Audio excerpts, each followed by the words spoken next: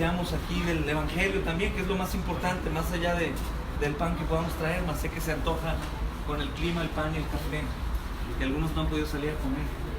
Pero también quisiera hablarles de la Biblia, mis amados que hoy están aquí, sobre todo porque siempre es oportuno el Señor, y en estos momentos de dificultad, porque ninguno está aquí por ganas.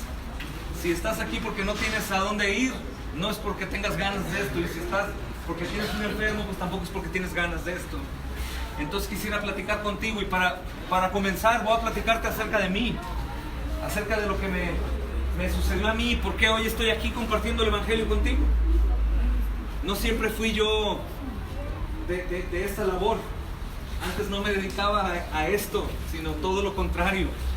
Yo realmente era un hombre que jamás me imaginé poder hablar de Dios por muchas cosas, pero me encontré en una situación bastante difícil. Durante toda mi vida me pasé ofendiendo el nombre de Dios, y no me refiero a una vida deliberada o completamente horrenda, pero simplemente hacía lo contrario de lo que Dios dice que debo de hacer. Y sabes que toda mi vida pensé que yo tenía la razón y podía hacer lo que yo quisiera con mi vida, pues a fin de cuentas era mi vida, ¿no? Como a lo mejor todos ustedes dicen, es mi vida y yo hago lo que yo quiero con mi vida. Es una frase que hoy se escucha mucho: respeta lo que haga, lo que sea con su vida. Pero así caminé durante mucho tiempo, hasta que empecé a sufrir. Empecé a sufrir porque hubo una persona que me habló acerca del verdadero Dios, de un Dios que yo no conocía, porque la realidad era que yo no lo conocía, al Dios del que te voy a hablar hoy. Y resultó, mis amados, que yo me encontré no en una situación buena, sino en una situación horrible. Horrible, porque esta persona que llegó a hablar conmigo me mostró la ley de Dios. Y con la ley de Dios yo quedé completamente arruinado. Completamente arruinado. Y me di cuenta quién era yo en verdad y quién era Dios. Y nunca había pensado quién era Dios y quién era yo. De hecho, no ponía atención en quién era Dios. Pero él comenzó a citar la ley de Dios y solo dio tres mandamientos, los cuales yo me sentí terriblemente mal y quedé completamente destruido. La primera pregunta que él me hizo con la ley de Dios es si yo había alguna vez dicho cosas que no fueran verdad. Y obviamente le dije que sí, había dicho cosas que no eran verdad. Y él me dijo, Dios dice no mientas. Había fallado ya un mandamiento. Ahí no me importaba tanto. Pero él siguió preguntándome cosas. Y él me dijo que si yo amaba a Dios sobre todas las cosas. Y le dije, sí, la verdad sí lo amo. Pero me dijo, ¿lo amas más que a tu vida?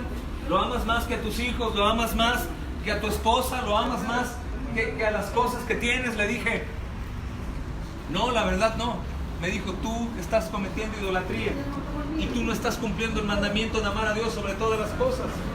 Después siguió preguntándome y empezó a ir cada vez más profundo a mi alma, hasta el momento que me di cuenta que yo había fallado toda la ley de Dios. Y también me di cuenta que estaba en serios apuros, porque el día que yo iba a morir me iba a enfrentar al Dios al cual había ofendido toda mi vida. Porque toda mi vida mentí, toda mi vida adulteré, toda mi vida tomé lo que no era mío, y no en un sentido completamente deliberado y depravado, sino en pequeñas porciones. Yo estaba cometiendo esos males. Este hombre me recordó que algún día moriría y que la muerte era eterna y que no habría retorno, e inmediatamente después de morir me iba a enfrentar al perfecto y santo juicio de Dios. Por lo tanto, yo tendría que ser enviado al infierno. Y te digo algo, mi amado, amada, yo tuve un terror inimaginable. La verdad es que no solo temblé, sino se me quitó el sueño por muchos días y no sabía qué más hacer.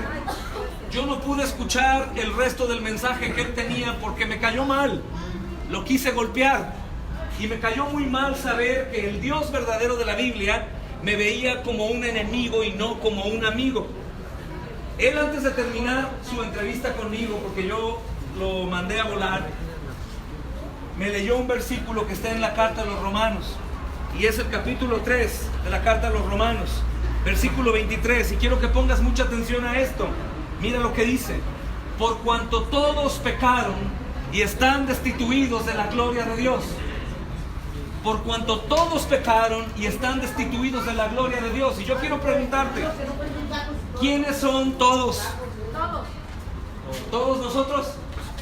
El texto dice: todos pecaron, están destituidos de la gloria de Dios. Todos pecaron. Y yo no pensé en todos, yo pensé en mí. Yo pensé en mí porque la vida que yo llevaba obviamente me estaba llevando más rápidamente a la muerte. Pero en el momento, mis amados, que yo pensé en presentarme al Dios justo y perfecto, al cual yo había ofendido quebrantando su ley, cara a cara el día de mi muerte, yo tuve terror y me urgía que alguien me ayudara, y no encontré quien me ayudara. Me sentí terrible, porque en realidad yo moriría y me iba a enfrentar a un Dios que me castigaría justamente. Me habían hablado del Dios de amor y yo decía amén al Dios de amor, pero cuando conocí el Dios verdadero, que es amor y justicia también, yo tuve terror. Y yo quisiera hoy hablarte también a ti, como me hablaron a mí.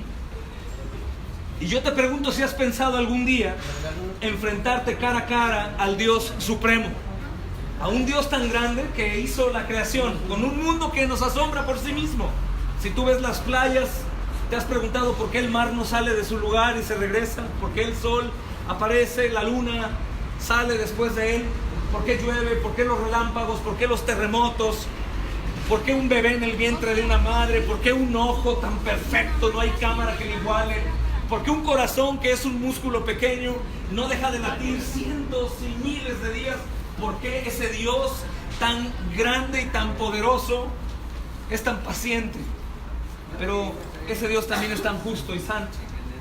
Y yo no sé si tú te has preguntado qué pasará cuando tú mueras y te enfrentes al Dios verdadero, al Todopoderoso, al Dios justo. ¿Qué pasará contigo? A lo mejor dices, bueno, me mandará al cielo, porque los que van al infierno son los malos. Yo te presenté mi vida, mi testimonio conforme a la ley, y aunque yo no me sentía tan malo, me di cuenta que era perverso. Porque una persona que miente, ¿es una buena persona o una mala persona? Mala persona. Es una mala persona. Una persona que roba, ¿es una buena persona o una mala persona? Mala persona. Mala persona. Una persona que odia, una persona que es enemista, una persona que golpea, una persona que dice maldiciones, ¿es buena o mala persona? Mala persona. ¿Y quiénes son los que van al infierno? ¿Las gentes malas o los buenos? Malos. ¿Y quién de aquí no es una persona que ha cometido ese tipo de pecados? Díganme una cosa, ¿quién de aquí no ha dicho cosas que no sean ciertas? Es decir, ¿quién de aquí ha mentido alguna vez? Todos. ¿Y cómo se llaman los que mienten? Mentirosos. ¿Quién de aquí algún día tomó algo que no fuera suyo, aunque fuera de un hermano, sin pedirlo, tomar un alfiler, un chicle de una tienda? Todos. ¿Cómo se le llaman a las personas que toman cosas que no son suyas? Ladrones. ¿Quién de los hombres de aquí no ha codiciado una mujer en su mente? Adulterio. El Señor dice que el que codicia en su corazón es un adúltero. ¿Quién de aquí no odió a alguien alguna vez? Todos. Ah, pues eres un asesino, porque Jesús dice que cuando odias a alguien, eres un asesino. Y mis amados, el diablo nos ha engañado, y nuestro pecado también. Como yo viví engañado mucho tiempo pensando que era agradable a Dios, o me comparaba con los demás y decía, bueno, ellos sí son muy malos, yo no soy tan malo. Pero cuando yo me quedé solo ante Dios, escuchando su ley, me di cuenta que los demás no importaban en ese momento, sino solamente yo. Y dije, a lo mejor hay gente peor que yo, pero yo he mentido, he robado, he adulterado, he hecho lo malo delante de los ojos de Dios, y yo moriré solo y me voy a enfrentar solo a Él. Y me dio terror. Y yo quisiera que hoy también tú supieras que algún día morirás y te vas a enfrentar a un Dios que te dijo no mientas y mentiste, que te dijo no robes y robaste, que te dijo que no odiaras y odiaste, que te dijo que lo amaras sobre todo y no lo amaste sobre todo. Y a lo mejor algunos, como los testigos de Jehová, que es una religión muy peligrosa, dicen, pero no, ¿cómo un Dios de amor va a enviar gente al infierno? Eso sería malo, sería algo que va en contra de Él. No. Algo en contra de Dios sería que siendo pecadores entráramos al cielo cuando Él es justo.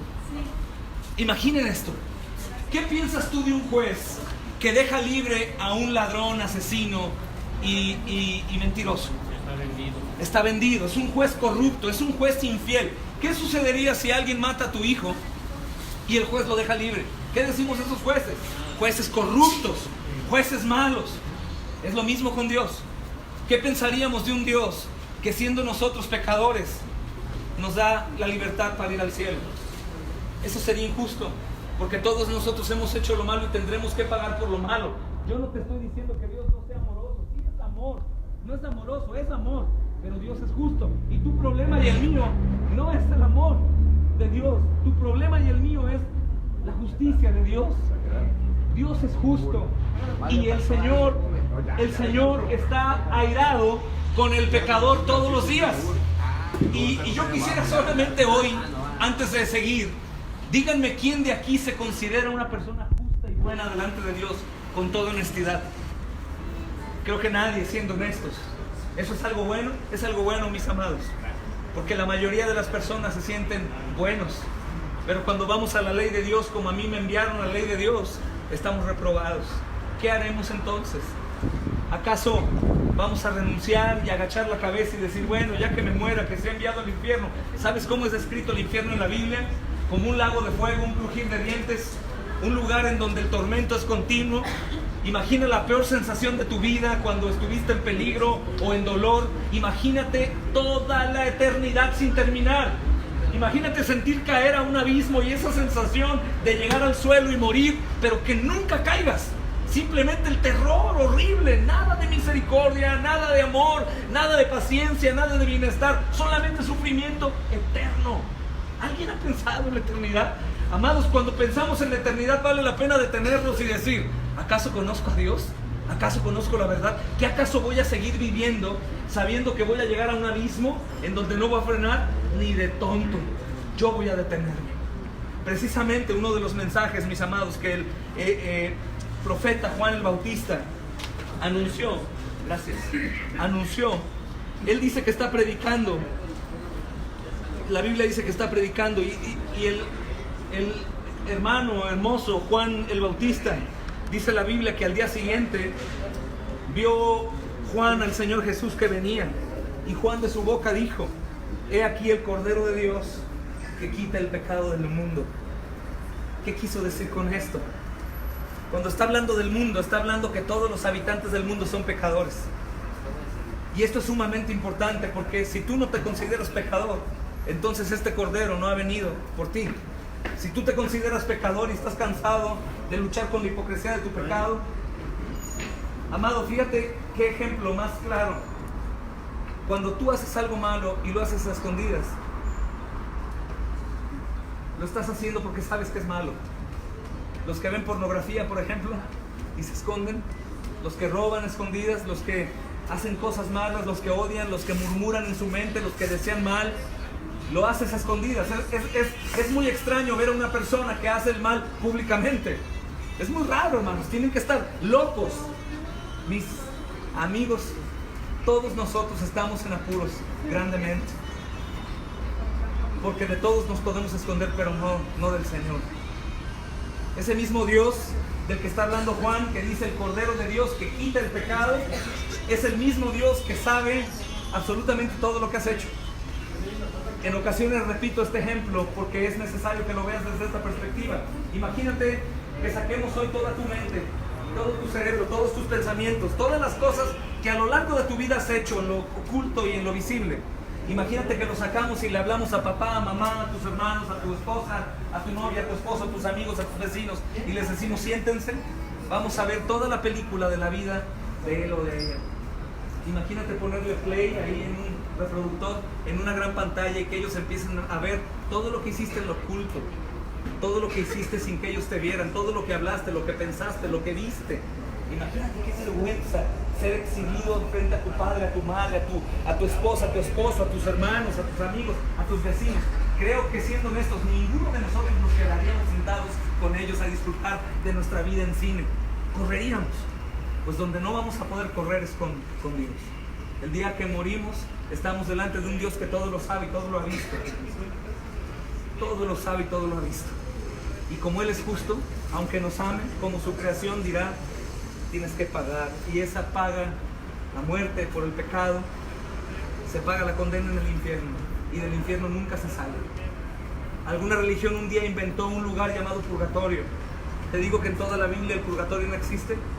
Esa es una idea muy aberrante que le dice a las personas necesitadas del conocimiento de Dios: tu esposo fue un adúltero, violador, asesino, pero si tú das dinero al templo, los ángeles lo sacan del purgatorio y lo llevan al cielo. Yo te pregunto algo: ¿tú crees que Dios acepte dinero para sacar gente de una condenación? ¿Tú crees que podamos llegar a un lugar con un sacerdote y decirle: aquí te traigo $1,000,000 de pesos, perdona mis pecados? Claro, hijo, tus pecados son perdonados. ¿Tú crees que eso sea bueno delante de los ojos de Dios? Es una vil mentira satánica. Imagínate algunos que piensan: bueno, me arrepiento de mis pecados y ya. Ok, imagínate que tú vas en tu motocicleta o en tu coche y pasas 2 semáforos en alto, aquí en Lázaro Cárdenas, y te para el tránsito, y el tránsito te dice: se pasó 2 luces, hay tránsito, pero ya me arrepentí. El tránsito te deja libre y no te levanta folio. Aunque te arrepientas, te levanta el folio, ¿sí o no? Igual con Dios, tú puedes decir: me arrepiento y ya. Número 1, ¿cómo sabes que vas a tener tiempo para arrepentirte? Número 2, aunque te arrepientas, Dios no te perdonaría. ¿Por qué? Imagínate que robamos tú y yo hoy, y de pronto nos agarra la policía y le decimos a la policía: me arrepiento, ya no voy a robar. ¿El policía me deja libre? No, porque el que hace mal tiene que pagar. ¿Eso es lo justo, sí o no? Sí. Es lo justo. Imagínate también que tú llegas delante del juez y le dices: está bien, robé, vi pornografía, adulteré con mi esposa, mentí, fui un ladrón, pero aquí traigo un dinero, acéptamelo y te pido perdón.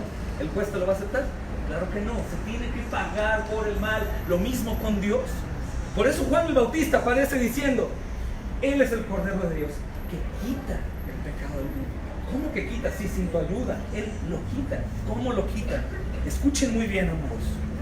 Dice la Biblia en el capítulo 3 del Evangelio de Juan. Yo sé que aquellos que han pasado por una vida tormentosa, clínicas de rehabilitación o cárcel o algún otro lugar, o familiares que tengan, que conocen la Biblia, les han explicado, les han mencionado este versículo, pero hoy lo van a entender.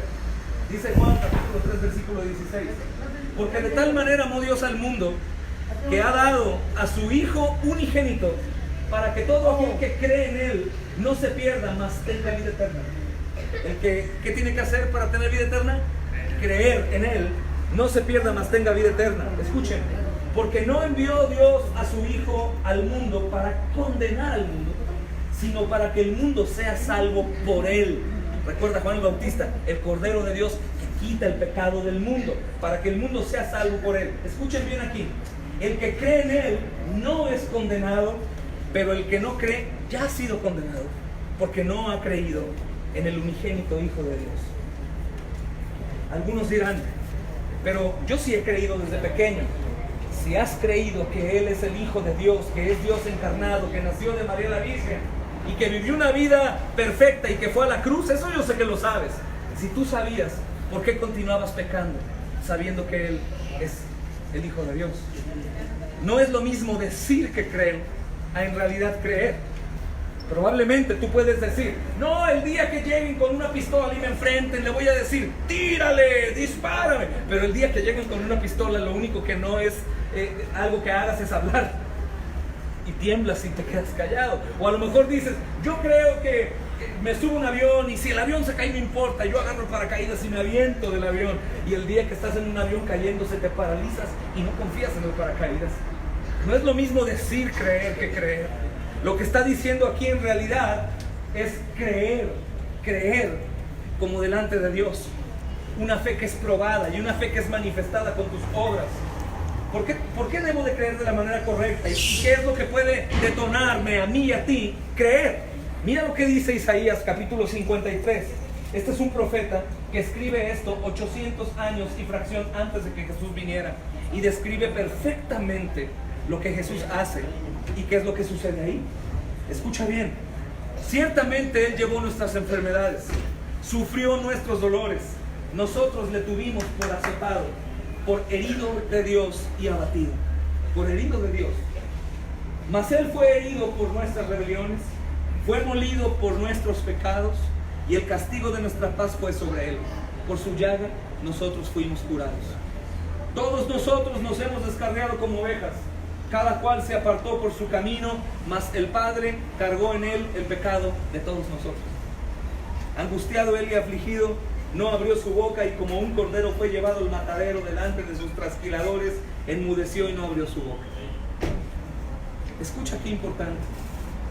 Si tú dices creer o haber creído antes, en realidad esto te ha golpeado en tu alma, esto te ha dolido en tu corazón, saber que la Escritura está diciendo que el Señor Jesús, este Cordero de Dios que Juan anuncia, vino a salvarte de tus pecados, pero aparte vino a pagar por tus pecados, que el Padre lo castigó a Él con su brazo de hierro, lo aplastó en la cruz, dice la Biblia, por herido de Dios, y lo hizo en tu lugar.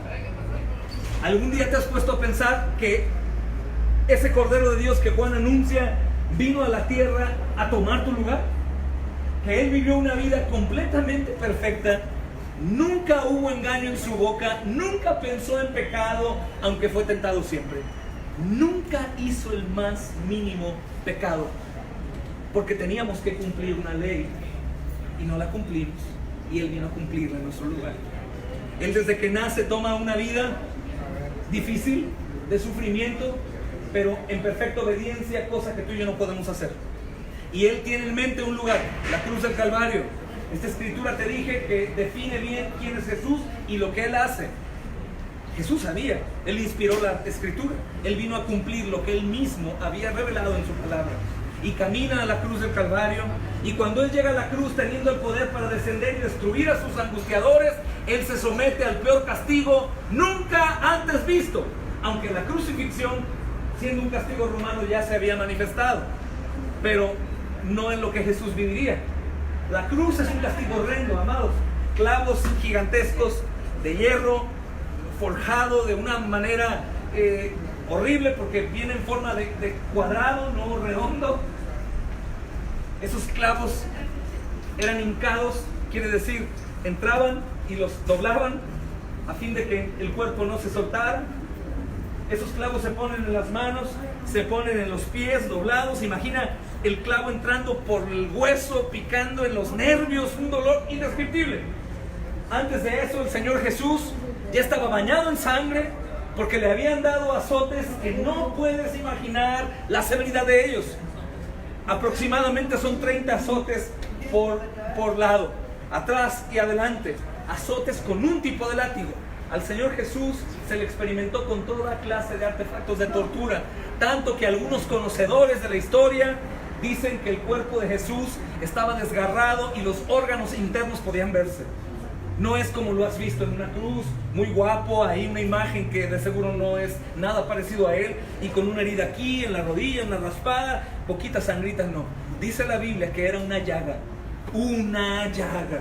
todo su cuerpo era sangre, y lo más probable que tenía expuestos sus músculos, y pudiera ser verdad que también algunos órganos, al haber tocado músculos y jalarlos y quedar al descubierto lo que había dentro de él. Y a lo mejor decimos, qué horrible, porque aparte había sido abandonado por sus fieles amigos.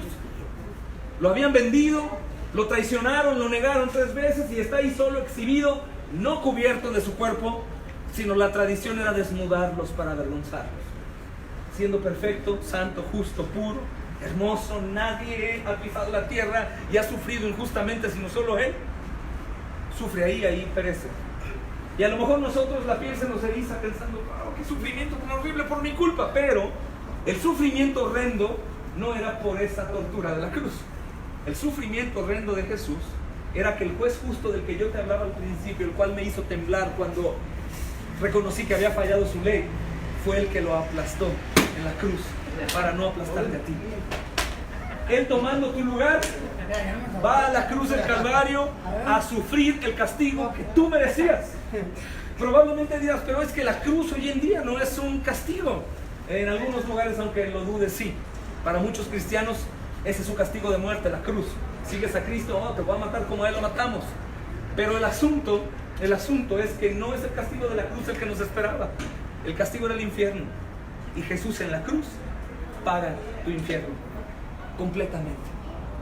Por eso Juan, mis amados, dice, Él es el Cordero de Dios que quita el pecado del mundo. Y Juan el apóstol y el evangelista dice que ese sacrificio de quitar el pecado, quitar es quitar, no es entregarle, Él lo quita, es para aquellos que creen que Jesús es el Hijo de Dios, y que es el Cordero que vino a quitar el pecado del mundo. Mira, es como esto. En el Antiguo Testamento se narra una historia de un pueblo llamado Israel. Los que no conocen, Israel era el único pueblo de Dios. Todos los israelitas se consideraban pueblo de Dios. Este pueblo de Dios estaba bajo el yugo de la esclavitud de Egipto durante cientos de años. Este grupo de personas es sacado por un hombre llamado Moisés. ¿Quién ha escuchado el nombre de Moisés? Todos. Moisés lo saca, pero en el camino al desierto para ir a un lugar que se llamaba la tierra prometida, a un lugar que era una promesa hermosa, esperada de libertad, y era una tierra que fluía leche y miel y era llena de fruto. Ellos tuvieron que pasar por un desierto. Tú sabes lo que significa el desierto, ¿verdad? Sol, sufrimiento, animales, polvo, mucho calor, deshidratación, etcétera, etcétera. Este grupo de personas llegaron a enfadarse con Dios porque no les iba como ellos esperaban, y el lugar en donde estaban ellos en Egipto decían que era más cómodo que el nuevo lugar en el desierto. Eso se parece mucho a nosotros. Cuando, aunque pecamos en contra de Dios, nos pasa algo malo, estamos en el hospital y decimos, ¿por qué a mí, Dios? Como si fuéramos tan obedientes como para reclamar, ¿cierto o no? Este pueblo reclama en contra de su líder Moisés y reclama contra Dios. Entonces Dios se enfurece y a su propio pueblo le dice a Moisés, envía una plaga de serpientes que los mordían y los mataban. Esta serpiente en la Biblia se denomina como serpientes ardientes. Mordían y ardía y te morías de dolor. Entonces Dios no mandó la plaga a un pueblo que no era el suyo, era su propio pueblo, por rebelde, porque se atrevieron a levantarse en contra del Dios supremo, cosa que hoy en día es como algo normal. Todos pueden hablar en contra de Dios y algunos lo amenazan, según ellos. Estos hombres están muriendo. Ellos claman a Moisés y dicen, tú eres amigo de Dios, por favor Moisés, ve y dile que frenen, nos arrepentimos de haber reclamado a Dios. Entonces Moisés llega con Dios y le dice, te ruego Dios que quites esa plaga de serpientes. Dios dice, está bien, toma un asta y toma una serpiente ardiente y enróllala en el asta y ponla en lo alto y clávala. Todos aquellos que crean y la vean van a ser sanados. Entonces el pueblo llegaba, Moisés les decía, véanla, y muchos veían y eran sanados, pero muchos decían, ¿cómo voy a sanarme de esta picadura, de esta mordedura de serpiente? Estoy muriendo, yo no creo que eso me sane. Mis amados, a eso vengo yo. Yo vengo a decirte, voltea y ve a Cristo. Y a lo mejor dices, ¿cómo nada más viendo a Cristo, mi pecado y toda la maldad? Yo que me esfuerzo tanto, yo que doy limosna, yo que hago mandas de rodillas, o yo que tengo mis ídolos y los adoro y les prometo y juro. ¿Cómo voy a irme al cielo por ver a Jesús? Lo mismo decía el pueblo de Israel, ¿cómo por ver una serpiente ahí en un asta yo voy a ser sano? Pero los que la veían eran sanos. Si tú hoy pones tus ojos en Jesús, tú serás salvo. El Señor dice, mirad a mí, sed salvos de esta generación perversa, corrupta, llena de pecado. Y a lo mejor dices, pero solamente creer en Jesús. Solamente creer en Jesús. ¿Por qué? Porque su sangre no es una sangre como la nuestra, es la sangre del Hijo de Dios. Y ese hombre hermoso Jesús, vale más que todos nosotros y que todo el universo. Y por eso Él tiene el valor necesario para poder comprarte y ponerte a cuentas con Dios. La obra de Jesús es esta. Hoy reconocíamos hace algunos minutos que hemos hecho pecado, que vamos a morir, vamos a ser juzgados y nos merecemos el infierno. Pero la Biblia dice que aparece el Cordero de Dios para quitar tu pecado. Y aquellos que no tienen pecado, ¿a dónde tienen que ir? ¿Al infierno o al cielo? Al infierno. Los que no tienen pecado, ¿a dónde tienen que ir? ¿Al infierno o al cielo? Al cielo. Entonces, si Él viene a quitar tu pecado, el día que tú mueres, tú entras al reino de los cielos. Y a lo mejor algunos dicen, eso es muy presuncioso, ¿cómo puedes asegurar llegar al cielo? Porque estamos despojándonos de mis obras. No estamos confiando en nosotros, sino la Biblia dice que confiemos en Jesús. Y a lo mejor una de las cosas más humillantes es que al reconocer que solo en Jesús podemos ser salvados, ¿no te da un poco de vergüenza y humillación llegar con un hombre perfecto que es Dios, que es Jesucristo, y decirle, Señor, pues he escuchado que si voy a ti, creo en ti, tú me lavas de mi maldad y me llevas al cielo? Claro que es humillante, porque Él pagó mi cuenta y la tuya, aunque tú no se lo pediste. Es como si el caballero está muriendo, muere, va enfrente de Dios y Dios dice, tú hiciste lo malo, tú tienes que ir al infierno. Pero Jesús aparece y dice, no, Padre, yo ya pagué por Él en la cruz, yo lo compré con mi sangre. Entra al cielo. Imaginen ese sentimiento de no merecer, pero entrar solo por Jesús. Por eso Juan el Bautista dice, este es el Cordero de Dios que quita el pecado del mundo. Es el Cordero de Dios. Tú no necesitas a un hombre, no necesitas amuletos, no necesitamos a otros santos que bien son santos, pero están muertos. Necesitamos solo al Hijo de Dios. Él dijo, yo soy el camino, la verdad y la vida. Nadie llega al Padre si no es por mí. ¿Y sabes cuál es el primer paso por el cual tú puedes avanzar hacia el Señor? Saber que hoy te ha visitado con su palabra y hoy te ha dicho lo que probablemente nunca habías escuchado y hoy te da la oportunidad de poder arrepentirte. El arrepentimiento no es aquel sentimiento que nos da después de una borrachera o después de ser infiel cuando te divorciaron o perder un trabajo cuando robaste y te arrepientes. No, el arrepentimiento del que se habla es: ¿cómo es posible, Señor, que siendo yo un pecador hayas venido a tomar mi lugar y a pagar mi cuenta? ¿Cómo es posible que no únicamente viniste a rescatarme, sino tú te presentaste como el rescatador y como el pago por el rescate? Jesús no únicamente viene y nos arrebata y nos toma, sino Él, como es justo, Él paga tu cuenta del pecado. Tu castigo en el infierno, Él lo lleva en la cruz del Calvario y te hace libre. Él te dice: arrepiéntete, porque el reino de los cielos se ha acercado. Arrepiéntete, yo hoy te digo, amado, amada, porque la palabra de Dios hoy te ha dicho las verdades gloriosas del Evangelio. El Evangelio trata de lo que te acabo de hablar, de tu vida como pecador, perdido al infierno, pero aparece Cristo a vivir una vida perfecta, paga en la cruz del Calvario, muere ahí por tu pecado, pero no termina ahí, demuestra que nunca pecó, que fuiste justificado y que es Dios cuando resucita. Mis amados, aunque sea difícil de creer por nuestro pecado, Cristo Jesús, quien murió en la cruz y fue sepultado, resucitó al tercer día.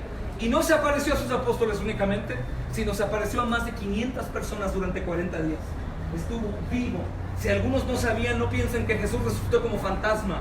Jesús resucitó con cuerpo. Sus apóstoles tocaron sus llagas, sus heridas, pusieron sus dedos ahí, comprobaron que tenía carne y habitó con ellos por más de 40 días. Y después de que dio este mensaje, instrucciones a los suyos, subió al cielo, prometiendo pronto regresar. ¿Cuándo va a venir? Podría ser hoy mismo, podría ser un año, 5 días, pero como las cosas están y por el testimonio bíblico de cuando Él viene, según las señales, estamos en los últimos días. De hecho, el fin del mundo comenzó cuando Cristo vino a rescatarnos. Así que yo les exhorto, en el amor de Dios, si tienes una Biblia, comprueba que lo que yo hoy te dije es verdad. Yo te aseguro que después de hoy, si vas y coges una Biblia, es porque el Señor te ha dado gracia y la vas a entender cuando yo sé que no la entendías antes. Léela y busca si es verdad. Y si tú hoy has creído, es por la gracia de Dios y tienes que arrepentirte. Tienes que abandonar todo medio de intercesión. Tienes que abandonar a todo hombre o toda fe en cualquier persona o gente, solo en Jesús. Él es más que suficiente. Es el Dios único y verdadero, que es Padre, Hijo, Espíritu Santo, que es un solo Dios en 3 personas, y cada uno de ellos cumple su rol perfecto para salvarnos. Yo te ruego que vayas a un rincón de tu casa o esta noche medites y pidas perdón a Dios por todas las cosas que durante toda tu vida hiciste, aún conociendo su nombre. Y si tú te arrepientes y crees, yo te aseguro, por Cristo Jesús y su sangre preciosa, que nos veremos en el reino eterno algún día. Y cuando nos veamos tendremos algo en común, que sabremos que ni tú ni yo merecemos estar ahí, pero podremos ver a Cristo, iremos a sus pies y lo vamos a adorar y le vamos a dar gracias. Cualquier pecado que haya sido el que cometiste en tu vida fue puesto en la cruz del Calvario cuando tú crees. Así que te invito a meditar y a creer. Amén. Voy a orar con todos ustedes. Si alguno tiene el deseo de orar, de hablar, de oír con el Señor, les ruego que lo haga en silencio. Permíteme orar por ustedes. Cierren sus ojos, inclinen su rostro para evitar distracción. Solo si has creído, si no, sigue igual, no hay problema. Padre, te damos gracias, Señor, por tu palabra. Te damos gracias porque eres oportuno, Señor, porque no hay socorro como el tuyo. Porque bien podríamos, Señor, alcanzar todos los tesoros del mundo, pero algún día moriremos. Señor, nos enfrentaremos a ti.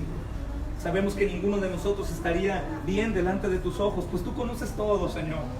Pero también hoy hemos escuchado que si nos aferramos a Cristo, Él es nuestro abogado, quien nos defiende, quien nos cubre con su sangre. De modo, como dice tu palabra, que tú nos amas como a Él lo amas cuando hemos creído. Y que tú nos ves como si siempre hubiésemos obedecido, aunque tú sabes que no, Señor. Te pedimos, Dios, que hagas tu obra de salvación. Y te pedimos nuevamente porque este lugar sea un lugar de adoración y que estas personas que hoy han escuchado sean convertidos en pescadores de hombres también y que anuncien tu evangelio, Señor, que anuncien tu nombre, Cristo. Sabemos que es más que suficiente para salvar tu vida, tu muerte, tu resurrección, Señor. Te ruego que te reveles a ellos, que muestres tu palabra claramente, Señor. Te pido que salves y podamos vernos en la eternidad, Señor. Haz la obra en ellos, Señor. Sabemos que tu palabra tiene poder y sabemos que hay ovejas entre nosotros. Y aún sé, Señor, que hay algunos que sienten como si tú estuvieses llamándoles por su nombre hoy. Yo te pido para que ellos no teman y no haya obstáculos, Señor. Y ellos puedan, Señor, ir a tus pies como algún día, Señor, a mí me buscaste y me llevaste a ellos, Señor. Yo te pido en el nombre de Jesús que tengas misericordia. En el nombre de Cristo, Señor. Te pido también por sus enfermos, sobre todo por los que estén más graves, Señor, pero también por los que vienen por cosas simples. Dios, te pido que ahora sea la oportunidad de sus vidas, que los que están aquí puedan hablar a ellos, Señor, habiendo tenido la bendición de escuchar. No hay casualidades.